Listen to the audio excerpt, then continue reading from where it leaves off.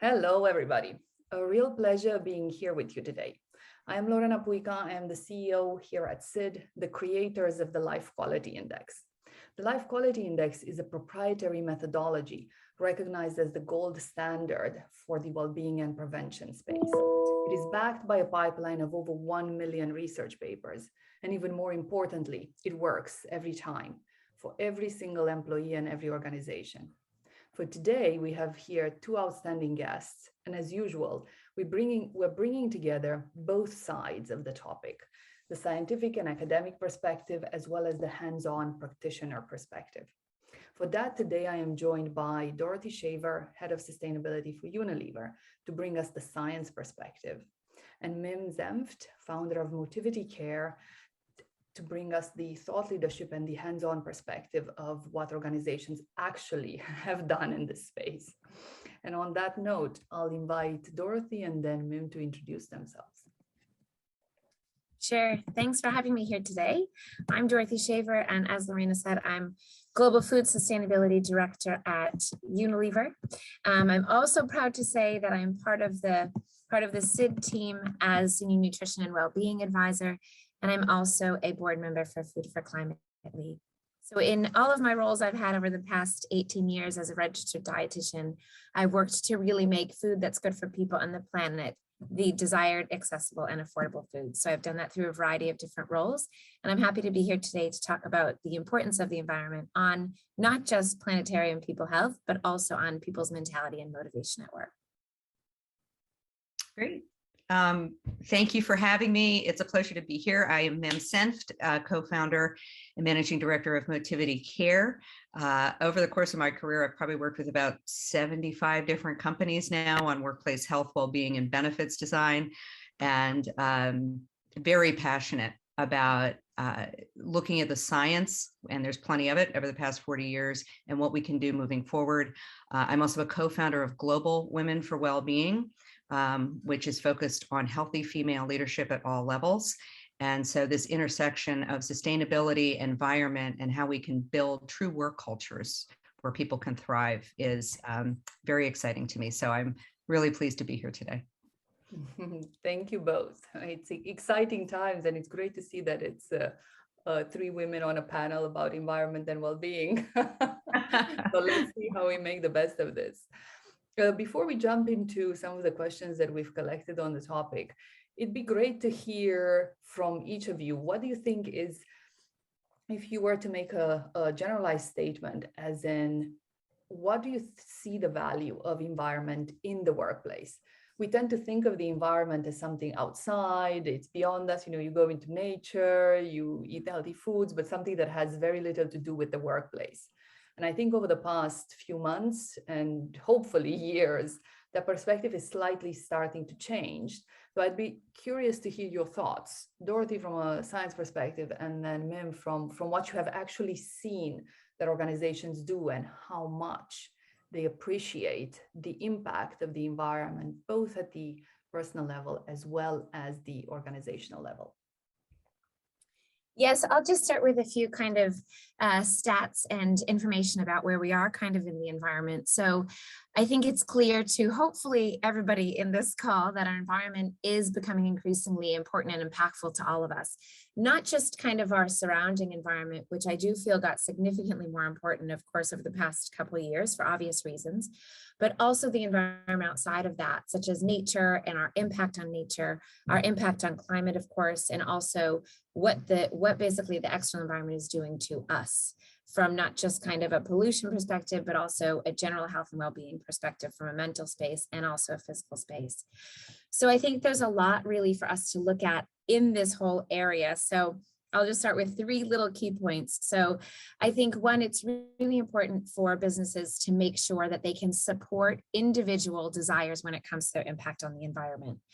So it's been said that 1 in 3 people make choices about where they work and what they do based on that company's desire to help their impact on the environment. Now that's not just on what the business is doing. It's on if you can help me actually, decrease my use of single-use plastics. If you can help me eat food that's better for myself and better for the planet. If you can help me decrease my carbon footprint through what I do, whether that be the way that you help me commute, whether it be a bike that you provide or that you let me take, or whether it be, saying we have all plant-based options in our canteens these days, or saying, we use solar panels, and we know that people are really choosing the workplace that they go to based on that, even if you don't go to the workplace, because that means that they care about you and they care about your health. And that really is shown to increase the type and the caliber of people that businesses can recruit, that they can keep, and also that they can keep motivated, which is hugely important.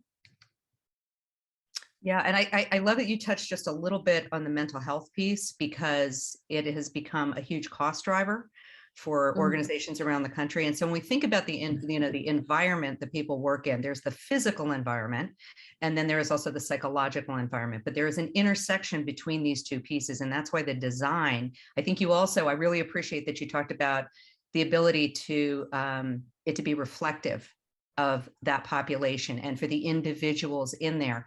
And so there is this tie-in to diversity and inclusion issues, gender specific issues. We tend to think of these pieces as like sustainability is here, and then we've got this piece over here, but there's this huge opportunity right now to take some real measurement in an organization and build from there in a meaningful way, so that you really are reflecting exactly what you said, Dorothy.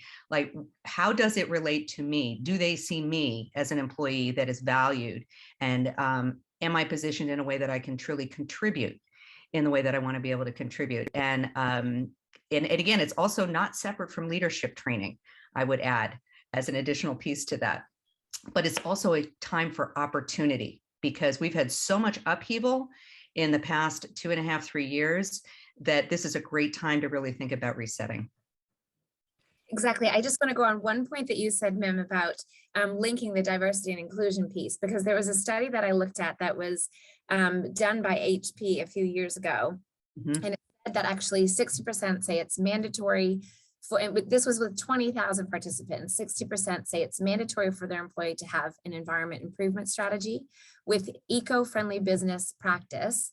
And 50% of those interviewed, so that means about 10,000 people, said that ignoring environmental impact in the workplace and what that has on my mental and physical health is as bad as ignoring diversity and inclusion. So I like that you made that link, because I think a lot of us are now in the space of really thinking a lot about diversity and inclusion, especially those that work in HR, but it's really creeping into being just as important as that in the workplace for people around the world.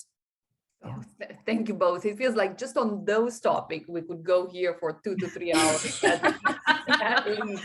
Yeah, exactly. It needs a summit.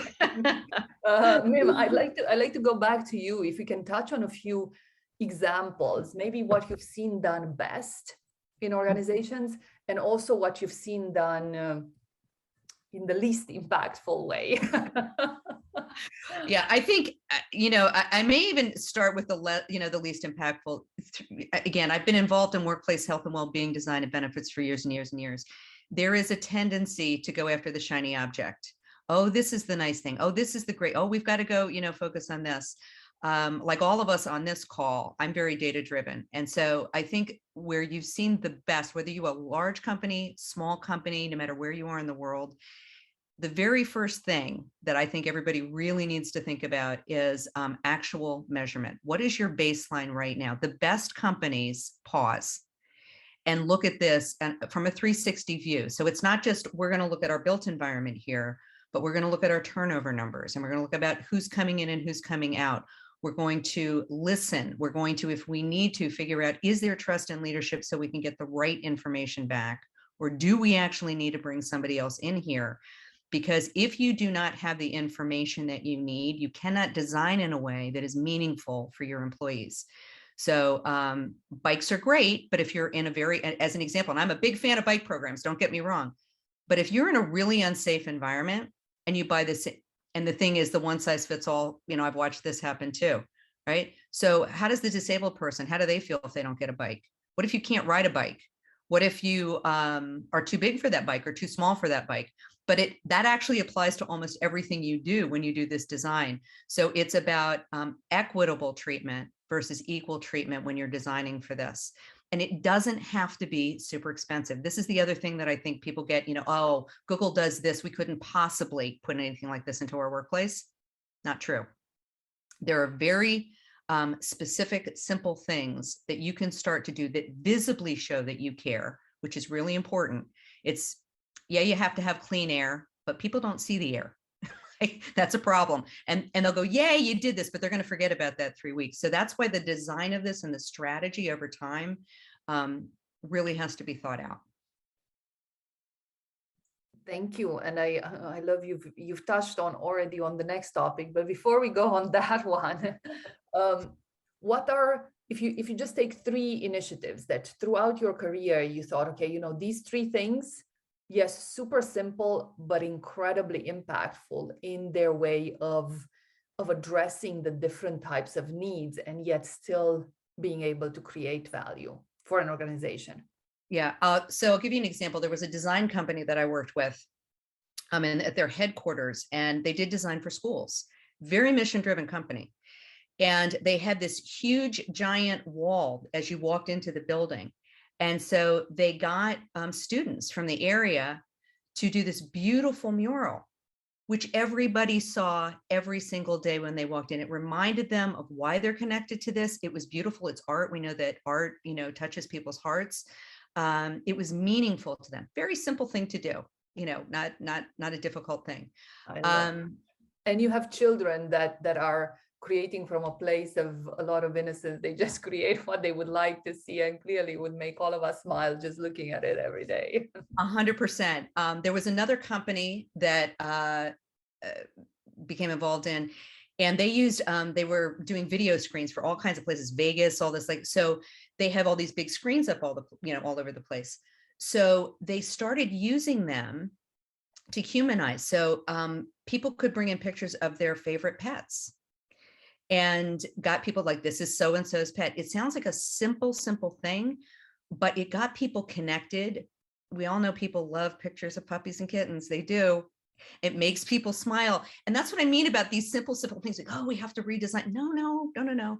And I am a huge believer in green and plants and how you bring that in. Even to, it doesn't have to be, and there's real science behind this, put in natural elements like desks that look like wood. They don't even have to be wood. You can put in good silk plants. And it does have a physiological, mental impact on people. So those are just, I am a big, if you can put in real plants, I'm a big believer because they do clean the air. They're really, and all of these things are fairly simple, easy to implement, and something that people get to see every day. So they know that you're thinking about them. Thank you, Mim. I'm a personal huge fan. I have plants everywhere. I think clearly the benefit of cleaning the air, but I think we need a lot of plants to actually do the job of a proper air. Plant walls. Though on a day-to-day basis, it's a nice way to connect with something that is alive beyond just the desk and the wall. So absolutely. And I love the pictures. I think both of the examples you gave, the design company on one hand side, they found something that resonates to their culture, and that was, a wall designed by children. And then the big screens company, something that is on brand for them, but brings to life something that's really connecting for all of their colleagues. I think that's brilliant and clearly very cost efficient. Thank you. And on that note, I think we've touched on if you like, the big ticket items. Now we're going to kind of and go a little bit deeper. Both of you have briefly touched on the environmental aspects of psychological safety. So if even if an organization is providing bicycles and green walls and plants, but people come to work and they feel under constant stress and they do not feel either well integrated or accepted for their disabilities or for their challenges, how would you address that? Psychological safety, especially now, the transition out of COVID, There's been a raft of papers coming out that people struggle a little bit to integrate back into the work life. People that have been working from home are reticent to go back to the office because clearly they've worked from home for such a long time. Why, never change a winning team. Now it's working. Why go back to the office? And how would you look at that first from whatever science there is out there, and then on a pragmatic basis, what are some of the challenges that you foresee HR professionals will need to tackle in a proactive manner long before it becomes a mental health issue when it comes to psychological safety and beyond? Over to you, ladies. I can just I'll touch on some things from the science side, but I can also touch on some things, of course, in working in Unilever, and a big company for a long time. And of course, when we exited the workplace and all had to go home, it also posed quite a few problems potentially from a psychological safety perspective. So there were a lot of mechanisms that went out then, and also some that went out now. I think a big piece about entering back is about the noise level. So that was one that we didn't touch on too much yet, but really there are some studies that say that people can be up to 65% less productive when the noise level is too high, and it can also cause extreme anxiety. So that's one that I think Unilever has done a really good job on, because can you imagine being at home alone and quiet, or maybe home alone with children around, whatever it is, and then coming into the workplace and having so much noise around. So they have built our offices back in a little bit of a different way to have the space. Some of the spaces really kind of represent a little bit more of a comfortable home area where people can sit together if they want to, as opposed to, sitting behind your desk working. You can sit there together if that makes you more comfortable. There are also, what I'm in right now, noise-proof rooms. So they made them very specifically, I think, even more noise-proof on purpose than before, to really allow people to be in kind of quiet, safe spaces. And because we have to sign up to come in, that's useful because you'll be able to see if you will have the ability to fit in one of those rooms. And so if you don't feel that you can, or don't feel ready, you're also allowed to still work from home. So I think that's just from my perspective, one of the many things that have happened kind of in my workplace as we've been able to go back into a hybrid situation in the office. Thank you, Dorothy. I think those 2 points, the noise level, very, very helpful, and actually just the core to feel a little bit more like home, to not change too much too soon after having spent 2 years at home. Thank you for that. Mim, over to you. Yeah, I love that you brought up the noise piece of it. There's some really interesting data. If you look at the Well Building Standard, which is out of the Mayo Clinic's Living Lab, that's got some really, if anybody out there, I'm always big about, like, go look at some of the research. And Fitwel also has some really interesting, it's a great scorecard. But I think there's something else too when we talk about this hybrid, and I don't think we will ever go back to where we were. I think we've learned a lot. I mean, Kaiser Foundation's information around mental health and well-being, anxiety levels, really this underscoring of caregiving, which is really near and dear to my heart, because this is a huge factor. We saw it's one of the major things. Look, if women make up more than 50% of the potential global workforce, most of the primary caregiving duties are still done by working women, and whether it's children and or working adults, this is a huge factor as to whether or not you may or may not feel good about coming back into the workforce. And it's something that we need to be talking about. We also have to look at this through an introvert-extrovert lens. So we've got introverts that struggled for years because we thought work had to be designed this way. And so there's no one size fits all here. And the opportunity in this talent for war is to really look at some of those things. Xylo, I don't, for any of you, you may have read that they were very much against people working from home, but within 9 months into the pandemic, they publicly came out and said, we don't care anymore. We have now realized that our people get everything done. And so we're going to treat them like adults, and we're going to let them make that decision for themselves. We're going to know if they're productive or not. We don't we are not 50 years ago when we don't have computers. We can measure productivity pretty easily. You don't have to be sitting in a seat. But I think that's one of the biggest challenges, is that we still have this idea that it's hours in seats versus actual productivity. And I think this, as we're starting to redesign for work and this hybrid and what works best. And again, it's going to be experimentation. You're going to make mistakes. That's okay, but learn fast, iterate quickly, and move forward. I think just from a pure physical design, and I love that Unilever is doing some of these things, but I'd encourage you to go out. I have very good friends at HOK. They have great research around this, including questions around neurodiversity, which I think is very important for us to be thinking about. Steelcase does some really unique, incredible designs, and all this stuff is online. I mean, you can go in and see it. And I don't work for any of them. I'm just going to tell you flat out. I just have friends that are there, and I'm intrigued by some of the, the science that's been built into this. But I hope that we don't try and push forward. Here's the sustainability thing that I always talk about. Who are we sustaining the world for? And so if we are not thinking about it through the human lens, and we're only thinking about, how much plastic, and all that's great, but we have to be building work cultures that sustain people and that give them the optimal ability to truly use their voice. And I've heard this from many of my friends from the diversity background. It's great that you have this nutrition. It's great that you have, this wonderful wellness program, but you know what? I don't feel included here. And so you lose talent.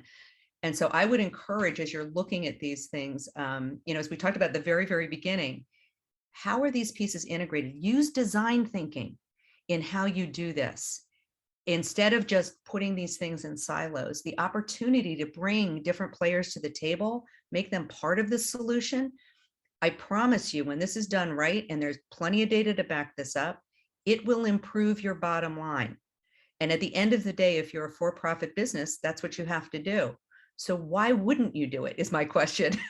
Why wouldn't you make this a priority when there is a clear financial return if you're willing to do this in the right way?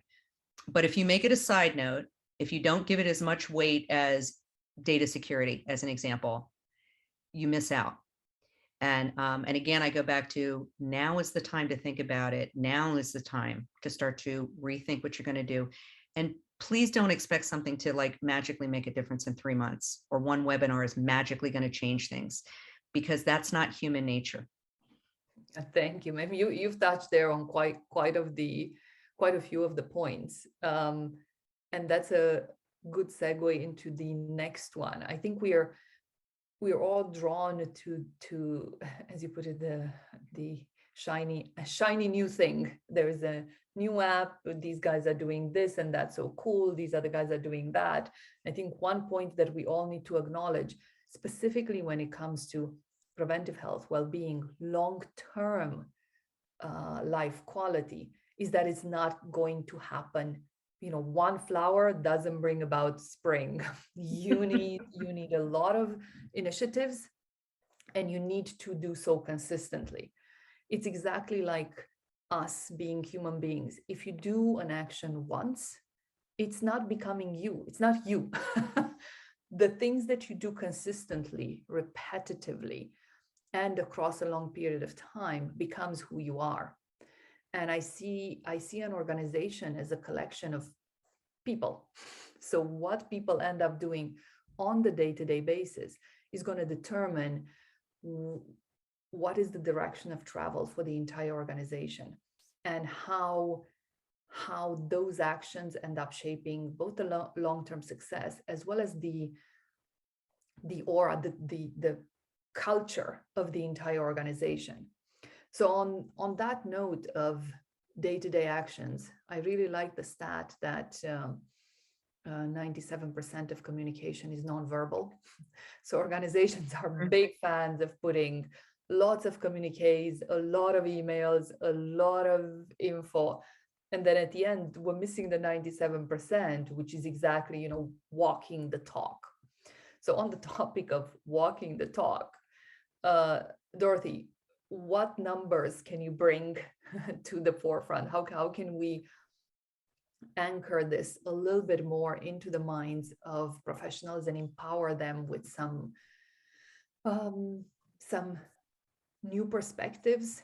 And then Mim, again, some tangible examples where organizations have indeed prioritized the long-term impact on their employees and empowering them to co-create and to shape that environment of the organization and allow that to be the driving force going forward.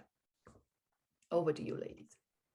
Sure. So as you said, 93% of all communication is nonverbal. And what it really is it's really about body language and tone of voice. So body language is significantly more than tone of voice, but those two together, and I think a lot of studies have proven, and Mim, I'm sure you know this as well, that a lot of studies have proven and shown that you can say things and you can say them in 3 different ways. And there's some really cool studies that show this in 3 different ways, the same thing 3 ways. And people will hear a different thing each time because it's based on how you said it and how you moved. So actually the communication that you have as a result of that is far, far, far stronger than what you actually say. So people practice what they're going to say, but actually leaders should really practice how they say it and how they move their body. And I think that was really, really interesting to learn as I moved around in Unilever and other companies as trying to lead in different spaces, is that, you always practice what you want to say. You always get your stats down, you always get all this stuff down, but it's really about how you come across and that energy that you give. And I think something also really, really in relation to that is that it's about connecting with the person. And as we were talking about, different ways to design a building and design kind of your company and your business around different morals and different ways of getting people to think, I think it's really important for us to remember that as beings, we're constantly changing. And sometimes if I were to talk to somebody in a certain way and my body language was some way, they might respond to me in a positive way or negative way. So I think it's also really important as we move forward to talk a little bit about the environment that we create through our communication, to make sure that we're not just practicing how we communicate, but also making sure that we're practicing how we respond to other people when we do communicate. And I think that that is becoming more and more known and more looked at, but it is something that we have to think about. It makes it a little bit more complex, but making sure that you're able to adjust the way that you're moving, your tone of voice, even what you're saying sometimes, to a person one day versus another day, and really to adjust it with how they receive you. So I think that that's really a point around communication that I've learned through my journey in relation to all the different aspects that count for communication. And that's the easy one, right, Dorothy? Yeah, exactly. You've saved the best for last. Definitely incredibly impactful. So maybe Mim can give us a few ways in which that can be brought to life. So I completely agree. I think anytime you have major change or you want to build a better working environment, physical, safe psychological environment, it is about the leadership. And so if you are, and again, this is about really being able to look at people and say, are they the kind of leaders we need? How can we help them? Get a good executive coach for those that they may be really productive, but they may not be able to work very well with their team. Athletes do this all the time.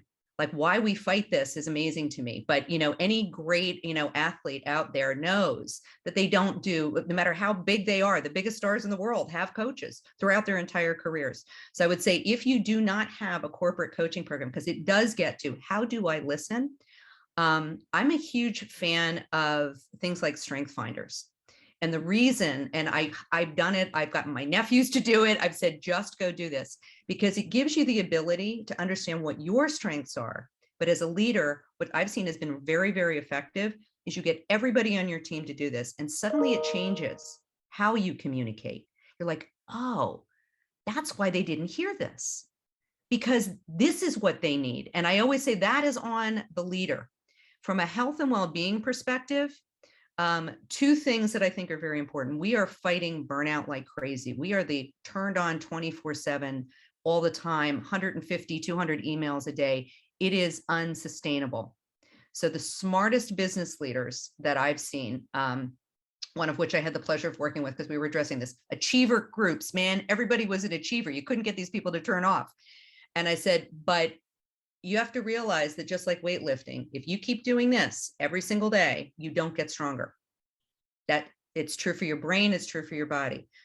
So the CEO took a 3-week vacation, 3 weeks, and he went to his C-suite team and he said, I am not taking a phone and I am not taking my laptop. 2 things he told them. If I've done my job right, you all should be able to handle anything that happens in these 3 weeks. I need my downtime. He said, but if you do need to reach me, here is my wife's cell phone number. And, yeah. And he came back. He did it. He did not call in. The business ran very well. What is that message? You can take time off. We want you to do this. They also they realized that some of their leaders still wanted to do things on the weekends, but they said, here's the rule to your teams. You don't send any emails out until Monday morning. You can hold them, but as much as you can say, you don't have to read it, you don't have to answer it.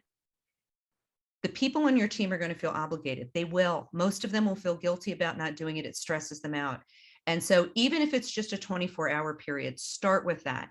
Even if it's saying over this holiday weekend, these people are there if there's an emergency, if there's a data breach, if there's whatever, but the rest of you, we don't want to see you on. And in fact, I've seen a couple companies turn off their servers because they said, if you're going to continue to do this, we need you to go and refresh and renew. And again, plenty of data that says when you give people the time to do that, when they have a rich personal life, you gain so much as an organization, but it is your leadership that has to visibly make that happen and make that a pattern. And that takes time. That's not something that happens overnight, but I promise you, I've seen it work successfully. And man, you talk about changing a working environment. People love it. Thank you, ma'am. So what I'm taking from there is clearly leadership is incredibly influential. And I think Yes. Launching, whether it's an environmental campaign, whether it's a life quality campaign, without leadership support, it's kind of the ultimate mistake. I think the leaders Yes. need to set the tone for what the culture is in an organization and to walk the talk. Because I think it's very, very comfortable to launch yet another initiative to reduce stress in the organization. But if the leadership already doesn't start to walk the talk, then you're really not getting anywhere. Thank you very much, ladies. Really, time has flown. We're already past our allocated time. So I'm gonna wrap things up and take the key takeaways from our conversation. And I'm very grateful for your time and for your insights. Clearly, there are a lot of tiny little things that we can do on a day-to-day basis as individuals as well as organizations. And we've learned today that people make employment decisions based on how the employer will support their personal and purpose environmental impact. 1 in 3 people will decide based on that. That means that the culture that you've built and the actions that you take are going to influence what type of individuals you're going to attract to be your rock stars going forward. This also ties very much to diversity, inclusion, mental health, which are all huge topics today. So basically, by tackling the environmental aspect of your life quality strategy for your people, you end up supporting so many of the other pillars that now are pillars of hopeful strength for organizations to attract and retain the right talent. We've also discussed psychological safety and how even things like sound pollution is starting to impact performance and people's ability to feel comfortable in a space. And I think especially in large cities, if we think of London, New York, it's very easy to overlook that because you have a continuous sense of a white noise that is in the background every day, every night, everywhere. So really taking that into account and reflecting that into the spaces in which people will come to work now in this new world order is going to be very powerful for productivity, for retention, and attracting talent. And really ignoring overall impact in an organization is really as bad as ignoring diversity and inclusion. And thank you, Dorothy, for that fact. I think that's incredibly, incredibly powerful. Building work cultures that sustain people and gives them the tools to share their voice and to be able to be at their best is going to be the key game changer strategy going forward. And on a last point, leadership. I think leadership has been a topic since the 1980s when McKinsey came with the war for talent. And, however, on a day-to-day basis, leaders, whether it's the CEO, chief people officer, COO, CFO, their roles have expanded to such an extent that there is this unsaid unsaid rule that people things, let's just let them in the chief people officer's hands. However, I'm a firm believer that the CEO of a company needs to set the tone for absolutely everything that's happening in that business and walk the talk. I think without that sense of integrity and that sense of purpose and focus, it's very hard to achieve one's goals in the absence of those three attributes: integrity, authenticity, and purpose. And on that note, thank you very much. And thank you everyone for joining us today to see how they can further improve the context of their environment and the life quality of their teams. Thank you. Until next time.